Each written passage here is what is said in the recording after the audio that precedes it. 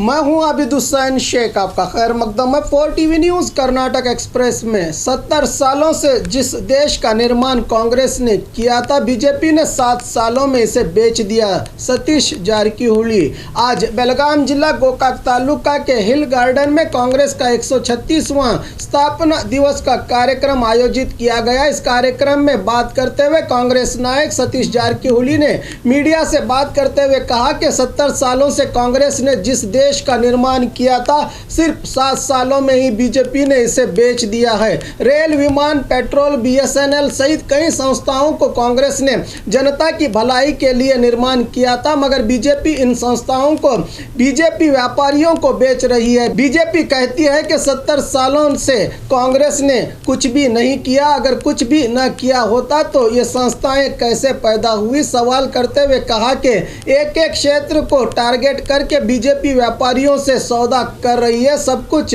बेचकर खुद को देशभक्त दर्शाने का नाटक चल रहा है। जब रात 8 बजे पीएम मोदी जी टीवी में आते हैं, इसकी जानकारी मिलते ही ऐसा लगता है कि कोई नया मुश्किल ज़रूर आन पड़ेगी। अब मोदी जी राष्ट्र के किसानों को देशद्रोही कह रहे हैं। इस मौके पर पक्ष के कार्यकर्ताओं से कहा कि फरवरी में लोकसभा उपचुनाव हो सकते हैं, जिसको देखते हुए आपसी रंजिशों को परे रखकर पक्ष को बलवान बनाने में सहयोग दे, कहा सतीश जारकीहोली ने।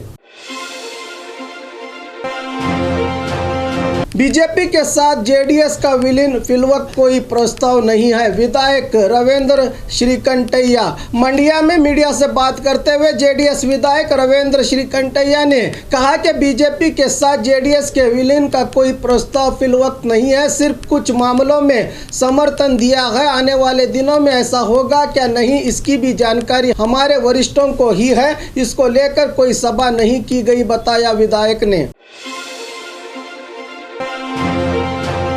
पत्रकार के आत्महत्या की कोशिश, आरोग्य मंत्री को इस्तीफा दे देना चाहिए। केपीसीसी वक्तार एम लक्ष्मण चिकबल्लापुर में अश्वत्थ नामक प्राइवेट न्यूज़पेपर के पत्रकार ने डेथ नोट में आरोग्य मंत्री और पुलिस अधिकारियों के जुल्म का हवाला देते हुए आत्महत्या की कोशिश की थी, जो अब भी अस्पताल में जिंदगी और मौत से जूझ रहे हैं। इसी मुद्दे को लेकर आज मैसूरू में केपीसीसी के वक्तार एम लक्ष्मण ने प्रेस मीट में कहा कि खुले तौर पर पत्रकार अश्वत्थ ने आरोग्य मंत्री सुधाकर, एसपी मिथुन, पीएसआई पप्पन्ना को जिम्मेदार ठहराया है। अब तक इन लोगों पर एफआईआर दर्ज हो जाना चाहिए था। इन आरोपियों के बीच सचिव सुधाकर को इस पद पर बने रहने का कोई अधिकार नहीं। इनको अपने पद से भी इस्तीफा दे देना चाहिए। उत्तर प्रदेश से भी ज़्यादा खराब हालत कर्नाटक की बन गई है। बीजेपी के खिलाफ बोलने वालों को ईडी, इनकम टैक्स की रेड और पुलिस अधिकारियों को पीछे लगाकर सताया जा रहा है। जब तक इस मामले की जांच पूरी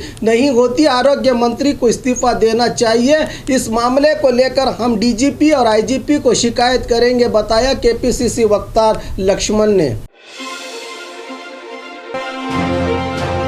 गौ हत्या निषेध कानून जारी किया जाएगा, सचिव प्रभु चौहान आज बेंगलुरु में मंत्रियों की सभा में लिए गए फैसले की जानकारी देते हुए एनिमल हस्बेंड्री मिनिस्टर प्रभु चौहान ने बेंगलुरु में मीडिया से बात करते हुए कहा कि गौ हत्या निषेध बिल विधानसभा में पारित हुआ है, मगर विधान परिषद में मंजूर नहीं हुआ। इसलिए सरकार अपने विशेष आदेश के तहत इस बिल को जारी करेगी। इसी मुद्दे पर आज सभा में ये फैसला लिया गया है। गाय हम भारतीयों की संस्कृति का एक हिस्सा है, इसकी रक्षा हम सबका कर्तव्य है। गाय हत्या निषेध के बाद गायों की नस्ल और बढ़ेगी, जिससे किसानों को फायदा होगा, बताया सचिव प्रभु चौहान ने। चुनाव कार्य में शामिल केएसआरटीसी बस चालक की लाश बरामद। बीदर डिपो के बस चालक ओमकार की आत्महत्या की हालत में शहर के बस डिपो में लाश बरामद हुई है। मृतक ओमकार भालकी तालुका डोंगरगी ग्राम निवासी थे, जो पिछले 8 सालों से बीदर डिपो में सेवा दे रहे थे। ओमकार को दी गई बस नंबर KA32F926 भी लापता है। मृतक के परिवार वाले कह रहे हैं कि डिपो अधिकारियों की ज्यादती के कारण ये घटना घटी है। 65 साधकों को कर्नाटक रत्न पुरस्कार। द न्यूज़पेपर एसोसिएशन कर्नाटक की ओर से समाज के विविध क्षेत्रों में साधना करने वाले साधकों को कर्नाटक रत्न पुरस्कार से सम्मानित किया गया। बेंगलुरु के मेडिकल एसोसिएशन के सभांगण में आयोजित इस कार्यक्रम में मिलिट्री के सिब्बंदियों ने संगीत दिया। दिवंगत अभिनेता डॉक्टर विष्णुवर्धन, अम्बरीश, लोकेश सहित मुंबई हमले में अपनी जान का बलिदान देने वाले मेजर संदीप को कर्नाटक का पुरस्कार प्रदान किया गया। अम्बरीश की ओर से पत्नी सुमलता ने और लोकेश के बेटे सर्जन ने पुरस्कार स्वीकार किया। आयुर्वेद में साधना के लिए संतोष गुरुजी सहित कई साधकों को कन्नड़ राज्य उत्सव पुरस्कार से सम्मानित किया गया। इस मौके पर मीडिया से बात करते हुए संतोष गुरुजी ने कहा कि सबके काम का अध्ययन करके खुद खर्च करके दूर दूर से साधकों को बुलवाकर सम्मान करना बड़ी बात है। इसके लिए मैं न्यूज़पेपर एसोसिएशन के पदाधिकारियों को अभिनंदन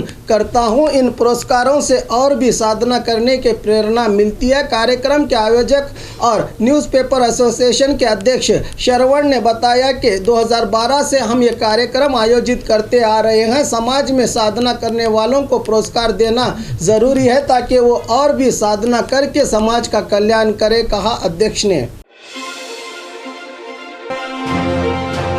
अचानक आग लग जाने से 10 एकड़ में बोया गया गन्ना जलकर खाक। अचानक से आग लग जाने के कारण 10 एकड़ जमीन में बोया गया गन्ना जलकर खाक हो जाने की दुर्घटना बीजापुर जिला बसन बागेवाड़ी तालुका के जालीहाल तांडे के पास घटी है, जिसमें गौड़प्पा और शिरचल भाइयों ने अपने अपने 4 एकड़ जमीन में गन्ना बोया था। इसी तरह सिद्धप्पा नामक किसान ने भी अपने 2 एकड़ जमीन में गन्ने की खेती की थी, मगर कल रात अचानक आग लग जाने से गन्ना सहित खेत में मौजूद बोरवेल 100 से ज्यादा पाइप्स और केबल जलकर खाक हुए हैं। बसन बागेवाड़ी पुलिस थाने में मामला दर्ज हुआ है।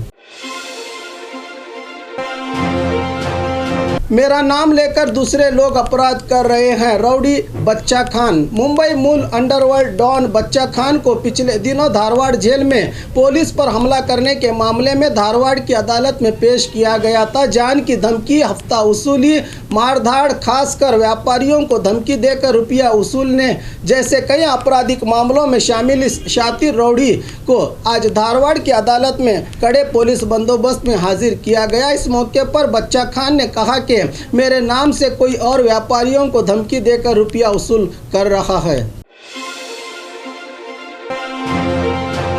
बेलगाम महानगर पालिका के सामने कन्नड़ ध्वज स्तंभ की स्थापना, पुलिस और सदस्यों के बीच खींचातानी। आज बेलगाम के महानगर पालिका के सामने कन्नड़ संगठनों के सदस्यों ने कन्नड़ ध्वज स्तंभ की स्थापना की। इस बीच पुलिस मौके पर पहुंचकर सदस्यों को यहां से खींचकर ले जाने की कोशिश की, मगर फिर भी सदस्यों ने ध्वज स्तंभ की स्थापना करके राष्ट्रगीत गाया। अब इसी जगह पर कन्नड़ संगठन के सदस्य बैठे हैं।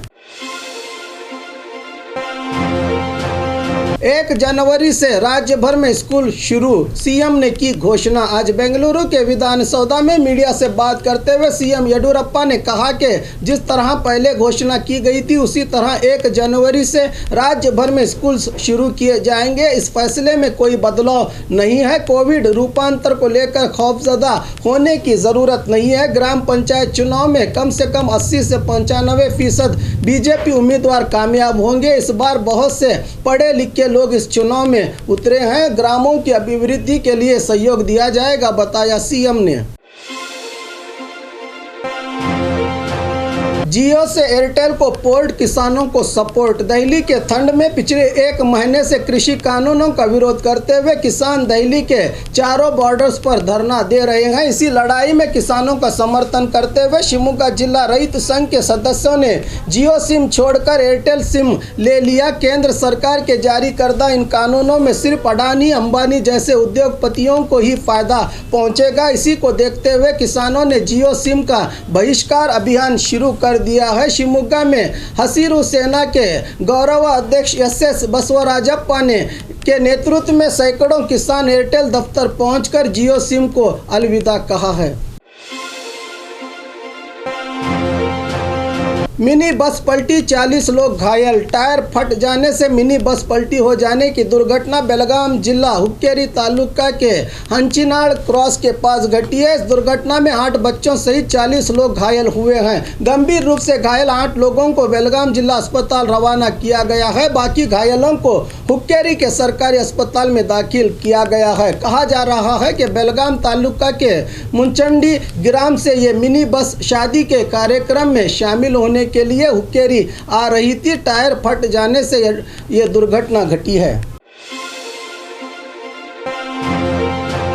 मैसूर हैदराबाद के बीच एक और विमान सेवा आरंभ। एयर इंडिया की अंग संस्था अलायंस एयरलाइन का एक विमान पहले से ही मैसूर और हैदराबाद के बीच उड़ान भर रहा है, मगर ग्राहकों की भीड़ को देखते हुए इंडिगो कंपनी के अधिकारियों ने आज फिर एक विमान को छोड़ा है। आंध्रा तेलंगाना के बहुत से लोग मैसूर में रहते हैं। इनकी सुविधा के लिए दूसरा विमान शुरू किया गया है। इंडिगो एयरलाइंस का ये विमान हर सुबह मैसूर से 10:50 को निकलकर 12:50 को हैदराबाद पहुंचेगा। फिर शाम को हैदराबाद से 8 बजे निकलकर 10 बजे मैसूर पहुंचेगा।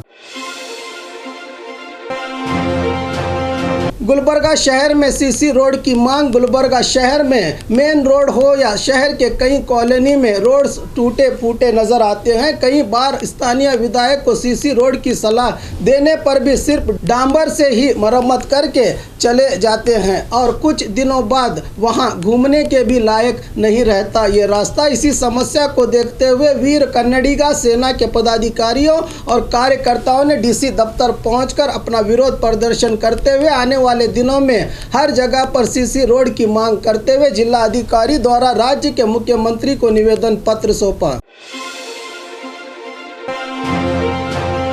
और खबरों के लिए देखते रहिए 4 टीवी न्यूज़ कर्नाटक एक्सप्रेस।